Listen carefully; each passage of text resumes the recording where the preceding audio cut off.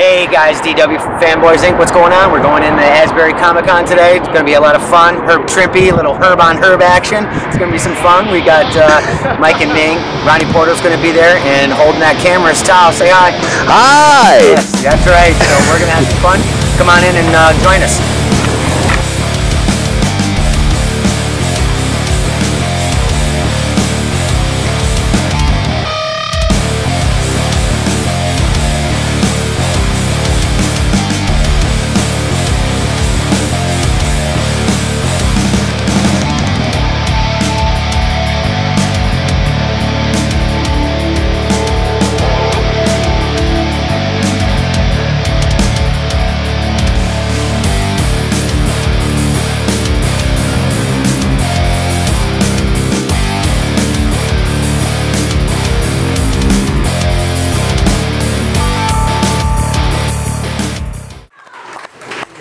How's everybody doing? Welcome to Asbury Park Comic-Con.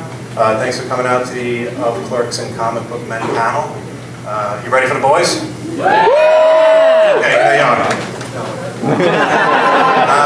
Okay, first guy I want to bring out is the star of Clerks. You know him as Dante Hicks. Ladies and gentlemen, Mr. Brian O'Halloran.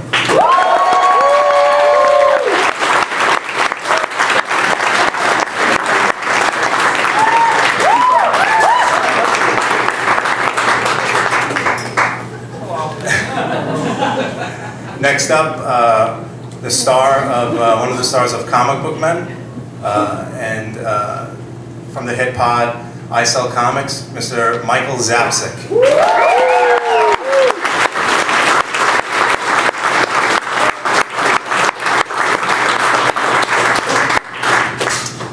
The little guy there. Next up, also a star from Comic Book Men and from I Sell Comics and all-around nice guy, Mr. Ming Chen.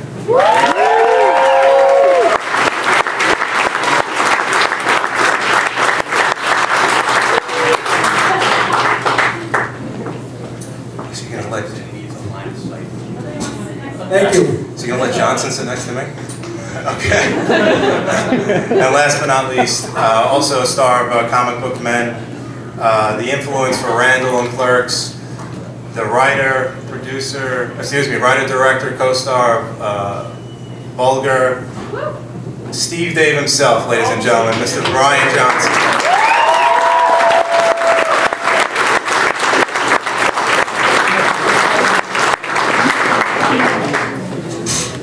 I really thought you were going to throw an all-around nice guy in there. Okay, so I'm going to ask a couple of questions to the guys. I wrote like 24, but with a little press for time, I really want to hear from you guys too. We have a microphone set up. So I'll just start it off with a couple of questions and then we'll go to the audience. Okay, so 20 years ago, around this time, 1993, Clerks began production. So the first question, Brian O'Halloran, bring us back 20 years ago. What was it like? Clinton!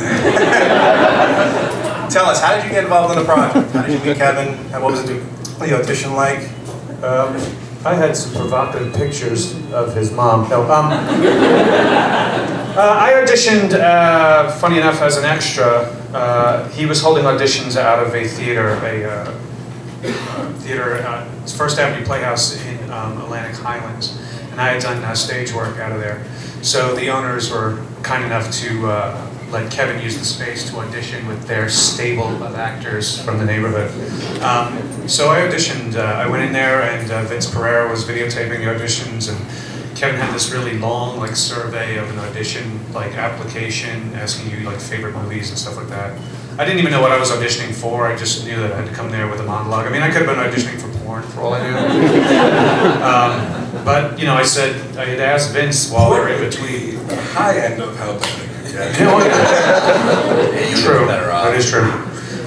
So I just auditioned and Kevin liked what I did. He said, too bad I don't have a villain in the flick, otherwise you'd be perfect. Next thing you know, he had me call back, read 2 more times the Death Star scene. He's like, what do you think? And I'm like, oh, this is funny. The other guy's really funny. He's like, well, you want to do it? I was like, sure. And like, who are they in the film? Because I didn't know what the film was about. And like, I thought this was like a store that the two main characters come into, and they find these two clerks and then leave or something. He's like, no, these guys are the main guys. These are the clerks. I'm like, oh, all right, sounds good. Johnson, 20 years ago. 2-minute rebuttal. Your friend. I was in the back room to do porn auditions. Never showed. So what was it like when Kevin comes up and he says, I want to make a movie? Was it like that, or was it just something that just... Walt and I went to, actually I never talked to him about that. Walt and I went to a pizza place right before he went to film school and said, here's what I'm going to do. And of course Walt and I were like, sure, that's what you're going to do. But he was pretty steadfast, and so he went off, he went to film school, and during that time he and I had a falling out. It's nice of you to bring it up because it was crushing. Thanks for bringing up painful memories for him. That's all right. He only went to therapy for 4 years for it. I could have been Randall! But that's the thing, if I was Randall, it would have been ruined. Like, Anderson would play me way better than I could ever play myself. I hear you played yourself pretty well.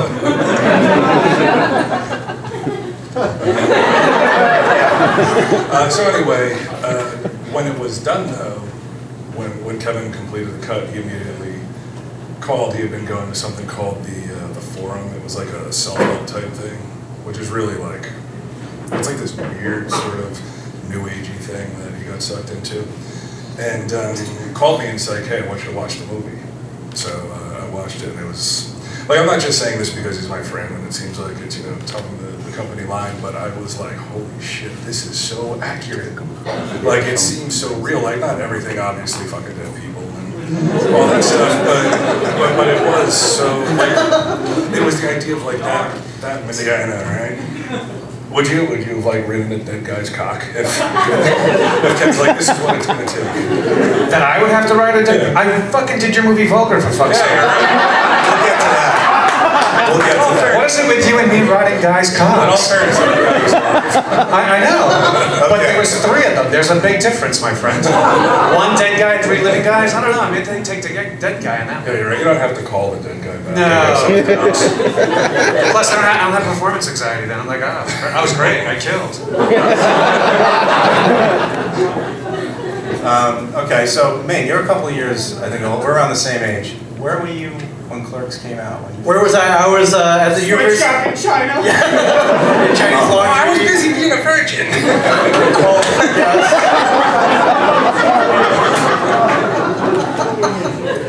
I was at school at the University of Michigan, and when Clerks came out, I was working at a little video store where we would get only 1 copy of the movie. And that night when it came in, I didn't let anybody rent it. I grabbed it out for myself, took it home, and what? He's like, who's this guy with the goatee? He's like, holy shit. And I actually left, my brother popped it in and started watching it, and I came back. Yeah, I got it. After all these years, folks, he's never learned. Sitting across from Johnson, still steps in the bucket. When I came home, he had watched half of it already. I'm like, and I actually made him rewind it so I could watch the whole thing. And, how did you know about it though? Like, because the internet wasn't around. Did you hear the little kid who's like, what? Yeah, rewind. It's There's a different. little before I came to the video, we had a little indie theater, and it came there, and word kind of spread that this movie was funny. But I think I was like everybody else. Like, it's black and white. This is gonna be shit. Because so many shitty movies have been made in black and white. Stupid artist movie. Mike Johnson, first time seeing Clerks. Actually, I saw Mallrats before I saw Clerks. So, but the first time that Clerks was, I can't even say that it was, proposed to me that you should watch this movie. Before Jay and Silent Bob's was Jay and Silent Bob's, it was a place called Comicology. And the original Steve Dave owned the place, and he was the prototype for the comic book guy. I swear to God, Brian, am I lying? No, I mean, he looked like him, he acted like him. It really was, like, I wouldn't be surprised if one of the producers for The Simpsons went into that shop one day and was like, well, this is obviously the dude. Yeah. So he's like, excuse me, Michael, you're going to have to watch this movie. And he gives me a videotape. I want it back by tomorrow. That's exactly how he sounded. And so I watched it. I was really impressed. And he said, yes, one of my reservists made that movie. You owe me $3 for the rental. And $2 because you didn't rewind. That joke was for you. All right, so fast forward to... he wore a lot of purple, too. Yeah, he left it like, when he sold Kevin the store with everything, you know, all the stock and everything. Steve did, not me. Yeah, Steve did. So when me and Walt went in there to like clean everything out, it was unbelievable how many like purple sweatshirts and purple sweatpants and purple regular shirts he left behind. It was nuts. Was he like a Vikings fan or something? No, I think he was like a Grimace fan. Like, you know, he dressed up like Buffalo Bill in the back of that store. How would he even find it to tuck in? That's weird. So fast forward to AMC's Comic Book Men. How did that show come about? Yeah, fast forward to like 20 years later. All right. You guys started having a life again, thanks to Kevin. So how did that come about? The idea for the show, was it true? Is because of the Tell 'em Stevie Day podcast, or like was it originally a bunch of guys that were thinking about having a show in the stash and not including you guys? How did it come about?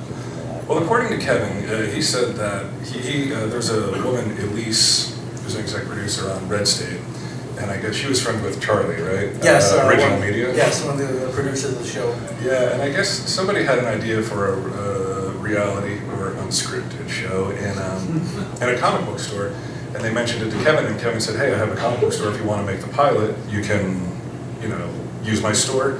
And they assumed that they would cast for it, and somebody, I don't know who it was at AMC, listened to Tell 'em Steve Dave, the show I do with Walton, our other friend Brian Quinn, who's on Impractical Jokers, and called Kevin, and they were like, we don't want to cast, like, these are the guys, like, we want these guys. Little did they know at the time they'd have to substitute Quinn for these two clowns, but Quinn's, you know, was on True TV, and they wouldn't allow him to do it. Wouldn't even allow him to, like, do a little thing in the background. Yeah. Mike Sapsik. First time finding out that you're going to be on a TV show. Mind blown? Hell yeah. They brought the cameras in, and what the hell are these doing here? I thought Ming was putting up webcams again, because he did that without our knowledge. Pop anything in anywhere? Hey, it was really weird to find out that people in Utah were watching us, me and Walt dancing around the store, so started having to wear pants again. But it was, I was like, really, I'm going to be on TV? I'm called my dad. There is this really weird, like, German beer fest music playing behind us. Yes, yeah, exactly. Where's that coming from? Does anybody know? It sounds like taking out the papers and the trash. I don't see anybody sitting by the microphone. Nobody has questions? Let's go to questions. Anybody? You look Yes. like Oh, yes. Well, I just wanted to ask, probably when Clerks 3 was announced, like, how did you feel about it? Like, did you like, Cha-ching! oh that, or oh no, not again? I had a card for that, sir. Jump with the questions. You're getting ahead of them. Well, when he announced it, I was shocked because it was funny enough that when I taped my episode of Comic Book Man, Mr. O'Halloran, you have a call. He's like, oh, it was, he told me the storyline of what he has in mind for Clerks 3, and he's like, but I won't be doing it for a while, so keep it hush-hush and blah, blah, blah. And then literally like a month and a half later, 2 months later, I was like, he's tweeting about it, like, what happened to hush-hush and keep it quiet? Like, all right.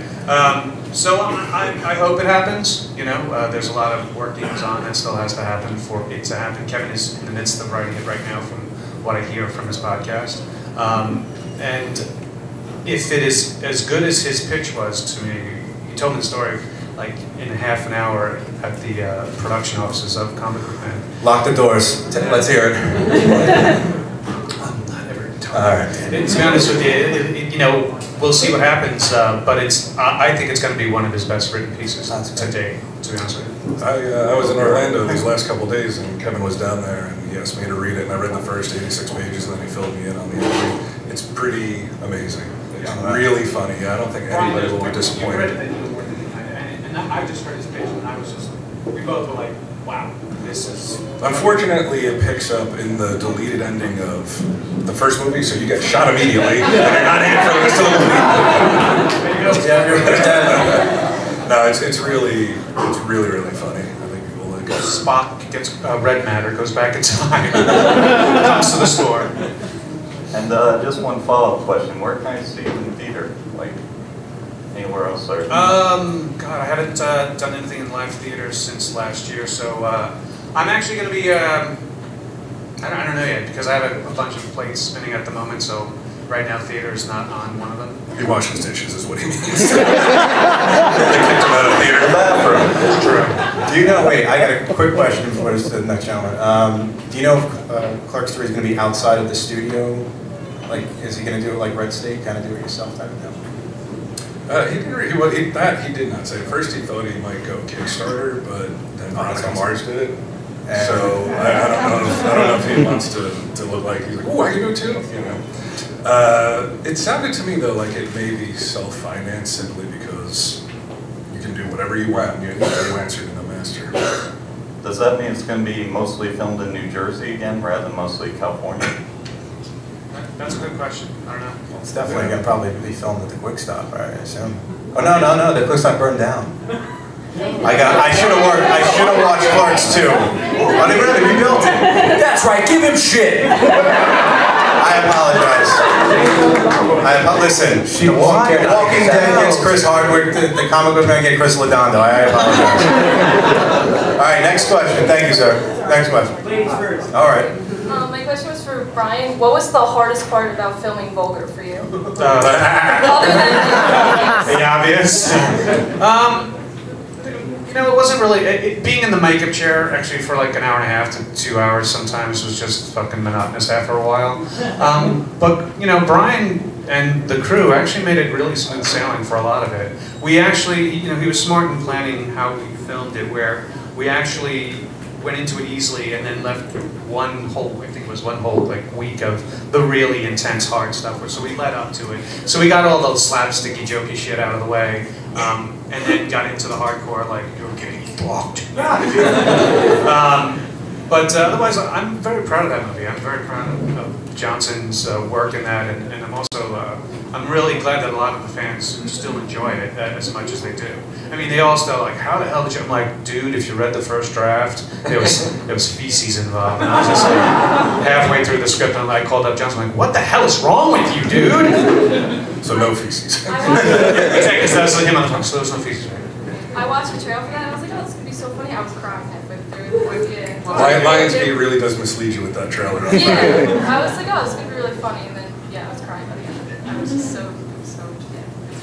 Well, thank you. Thank you. By that point, I had already been on Mallrats and around Chasing Amy, but with O'Halloran years later, it was the first time I ever saw an actor like really get into like a headspace. Actually, the next time was you, who was also involved. You played Travis. But like I remember when we were gonna shoot that stuff, and like O'Halloran, like you could see like his face change, and like he really got into it. At first, I was like, "Who's this guy?" But it's interesting to see somebody who's like a real actor. Sort of transform and like bring themselves into that headspace. He did it so well that I was like, this is not the first time this has happened to this guy. And that person he's pointing to is Scott Schiaffo, right here, and he's also the Chewlies gum rep in Clerks, everybody. Next question. That head technique I then taught to Daniel Day-Lewis for Lincoln. Next question, yeah. I read about Jane Silent Bob's Super Groovy cartoon movie. Do you guys know anything about that, and are you guys going to be in it? I have one line. That's it. Well, yeah, you might hear some familiar voices on there, especially if you listen to the podcast. I think you're on there, right? Yeah, I might be on. I might be on there. Don't feel bad. Don't feel bad. I have one line too. That's what they gave me, huh? You guys are awesome, though. Thank you. All right. Next question. Oh, look, he's filming it too. This is for all of you. Can I ask you what your comic book fantasy is? Anybody can go first. Why does rock and roll fantasy sound so much cooler than comic book fantasy? Spider, didn't you just ask me this half an hour ago? Well, he shoved you into the bathroom stall. Mike, come on. What, a comic book fantasy? Yes, yes. Either real or imagined or... I would hope it's imagined. Yeah, I really want to catch an asteroid, man. Save the Earth. No. What is true comic fanboys? It doesn't go to the girl. It's like, I'm going to catch an asteroid. The thing. Says the guy who has clown rape in his movies. Where did you go, Brian? Wrong. I never thought about that question. I never want to think about that question. It's pretty open. Like me being a superhero, what's my... Sure. Oh, okay, great. I'm going to save the girl. Yeah, catching Lois Lane falling from a skyscraper, that's awesome. So not cutting her hand. So not what's her name, Mary Jane or whoever who actually died. You're not gonna. No. Awesome. I don't think anyone else answered the question. I don't fucking read comics, man. too busy getting into somebody else's headspace. It was funny that he said like you didn't go to the girl because I was like, yeah, it's totally getting every female fucking superhero. We're going all the way. You know? Yeah, like a troop of Amazons. Here we go. I think my fantasy would to be to ride bitch on the back of Barbara Gordon's bike and then on Batman series. Theme song playing in the background. Excellent. Yeah, I'm not going Your host, ladies and gentlemen. Thank you. Wow, I feel dirty. Yes. Hi, my question's for Brian. There's two of us. Oh, Halloran, sorry. It's my sister, ladies and gentlemen. If Kevin were to do a movie with one of Dante's relatives, one of the other Hicks guys, as a star, which one would you want to play?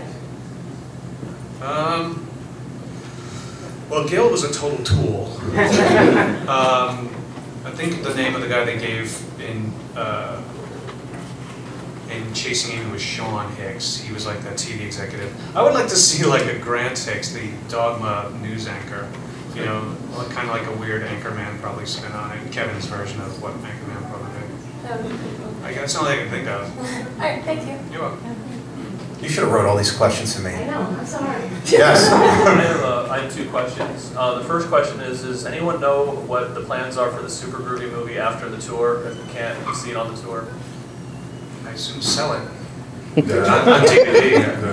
Okay, second question. Mike, I plan on trying your cutlet and apple butter sandwich tomorrow. Have you ever thought about making a comic book cookbook? Like just a short little... Marvel beat me to it. And I mean, they have some awesome recipes in the Marvel cookbook. Do you remember Sure. any of It's, they teach how to make raisin bread. Get a loaf of Wonder Bread and push raisins. What? No. All of them have like a weird comic book name, right? So what's that? What's that like Thor's like Asbury and raisin bread? Why would he have what does Thor have to do with raisin? I don't know. Well, if there's like the Black Panther sandwich where they tell you to get a filling of your choice and put it between two pieces of bread. Is there like a Swear to God. there's like this? Well, there's like a super dog and a super horse. Is there like a super bunny? Because that could be the raisin bread, right? Like, thank you. Yeah, thank you. The bartender got this. It's not a bad idea though. I mean, there's not Marvel doesn't have a monopoly on cookbooks. You could do it. Hope not, but yeah, sure, why not? Yeah, I'll do it. Thank you. You get nothing. What the hell? He asked me questions. Hi guys. I have two questions. The first question is the comic book that you guys are writing for Dark Horse. Do you have a scheduled date that's supposed to come out? The miniseries? This Dynamite. Dynamite. Oh, I'm sorry. Dynamite. I believe Walt was talking to the guy the other day, and it was July or August, the first issue should. And it's got running 5 issues. 5 issues, yeah. And the second question is, what was it like when you guys met Stan Lee? Oh. I didn't. What did you say I in thought- the limousine? Are you allowed to talk about that? What I said, Stan, I don't really know. I mean, I didn't really meet him on Mallrats. Walt did. He got his picture taken with him super briefly. To say like they met was sort of an overstatement. I didn't meet him, so this time around, like, I mean, I know how nice he is and what a cool guy he is, but when he got into that limo, he said some shit that I was like, ooh, Stan. I had to turn my mic off. And unprompted too, right? What? Yeah, it was unprompted stuff that he was sort of bitching about that I was like, this is awesome. Like, I could not imagine the number of people that this would mean more to than me. But then I asked him if he had to, if he really was that excited about being asked comic book questions fucking constantly. Like, who would win this and who would win that? I was like, you gotta get tired of it after a while, right? No, I can't tell you what he said. I swore to him I would not tell his answer because he was like, yeah, and I was like, Stan, I was like, you have no idea how I will. But it was that shocking, though, that you're a little bit. I'll give you that a little bit. All right, thanks, guys. All right, we're actually wasn't shocking at all. He was surprised by racist, folks. All right, we're at the 2-minute warm. Oh, look at this. Did everybody pay? Robert Bruce, everybody. Is everybody paid? Thanks for coming, guys. Everybody! That's it.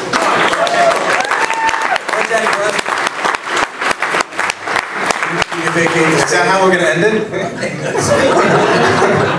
Because I was going to do, I don't know, really quick, last question. Song and dance. Guys, last question. Is it wrapping up?